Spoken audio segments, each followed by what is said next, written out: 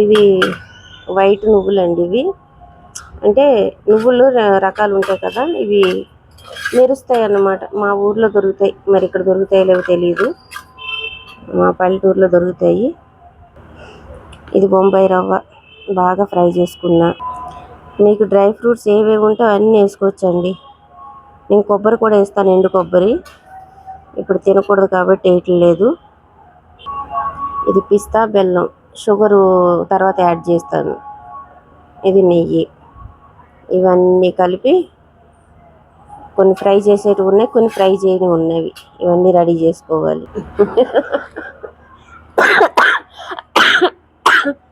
ఈ నాకు ఆరోగ్యం బాగాలేదని అంటే ఈ దెయ్యం ఒకటే నవ్విస్తుంది నన్ను. ఇవన్నీ స్లో ఫ్లేమ్ మీద ఫ్రై అవ్వాలండి. ఇవన్నీ ఫ్రై అవ్వాలి. ఫ్రై అయిన తర్వాత మిక్సీ పట్టాలి. ఇవన్నీ కూడా మిక్సీ పట్టాలి. షుగరు, బెల్లం, ఈ డ్రై ఫ్రూట్స్ అన్నీ మిక్సీ పట్టుకోవాలి.